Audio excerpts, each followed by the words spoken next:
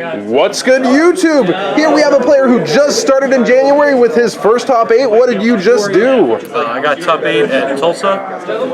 And what deck did you play? Mermail. Here with the Asian Persuasion. Oh, yes, sir. And what place you get, man? 7. 7th place? Nice, man. First top? All right, man. Let's get into that deck profile, man. All right. So I played 3 Megalo. I've seen a lot of people playing 2 of this, but like I play Desires, so like you just have to play 3 of everything, so you don't run out of them. I played 3 Teus and then 1 Gun. That's the whole Mermail engine. I don't really play Sphere because it's too slow, and like with Desires, the deck's just like Glass Cannon or Bust anyway, so it's not really like relevant to play Sphere anymore. And then the 1 Diva, because broken cards are broken. I just want to say, brand new player already has the taste for hollowing out. Yes, sir. Yeah. That's a good taste. I like this taste. The best card in Yu-Gi-Oh, aka the +1. Prince, though. Free Elo, dude. Play this card, win the game. And then I played 2 Dragoons, and then because we only get to play 2. Dragoons get goons. Sad. And then I maxed out on the other little ones because, like I said, I'm playing Desires. So like banishing them is super bad, especially like when you draw the Prince later in the game or draw it off Desires and you can't resolve it. It just like feels bad, man. So I played all of those, and the Marksman actually came in super clutch in the mirror match. He was down to 400, and I Desires for a Diva, and the only target for Diva in the entire deck was a Marksman, and I made Chambara and just like punched over him for game. And then the 1 Moon Glacia to snipe cards. And then the hand traps are 3 Turtles, which also doubles as like moray fodder, because it's water. And then the 2 Maxis, and then 1 Ghost Reaper. This is supposed to be 3 Ghost Reapers, and I was supposed to not be playing. What was it? I guess I was supposed to not be playing. Nope, just kidding. I guess I was supposed to play 41. Yeah. Whatever.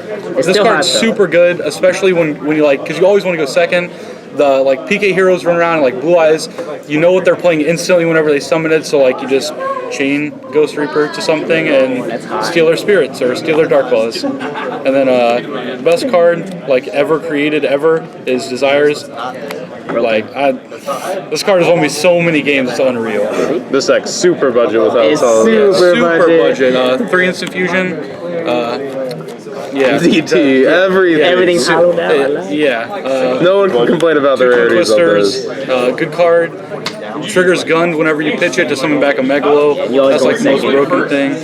2 Moray. That makes me sad, but this card's super good. I drew 2 of it against. Not the greatest list. I guess it was in the mirror match or something. I don't remember. But he didn't negate the first one, and he didn't negate the second one, and I drew a Gamishal off of it and just killed him. So like, this card is definitely MVP.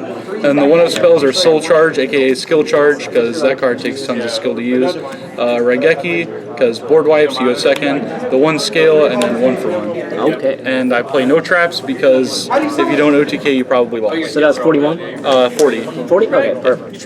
And then extra deck is Norton, because Instant Fusion, and then the Cherry's targets are Dark Law, Spirit, and Dante.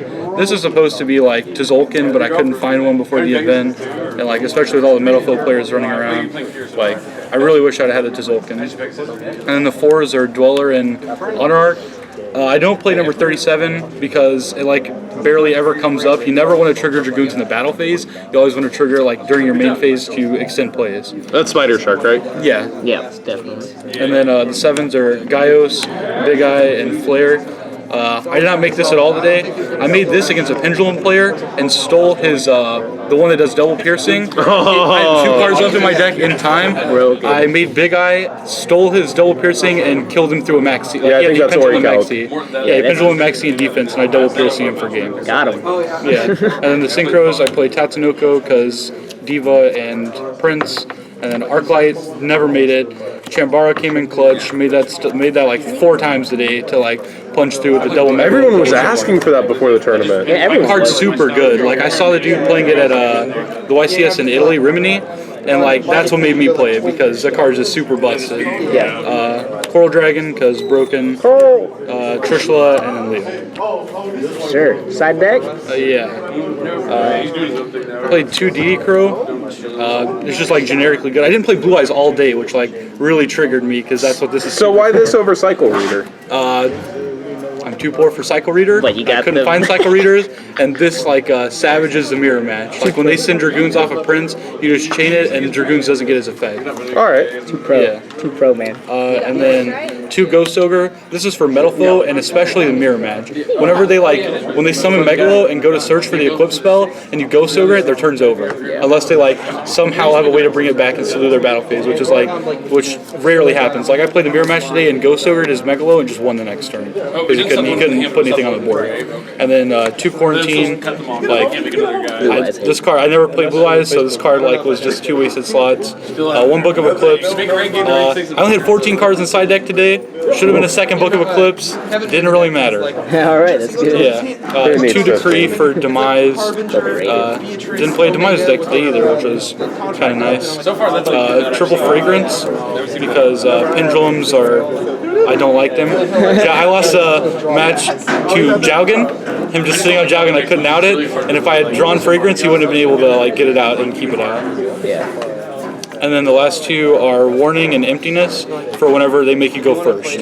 So because when you win game 1, you're never going to go first, or you're never going to go second game 2 unless they just feel like getting 2-0'd. So you just side these in, and then hopefully you draw then. For sure, man. Any shout-outs? I want to do this before shoutouts. Any notable rounds that you want to talk about a little bit? I played against Denny Vu in round 6, and he sat on Jaugen.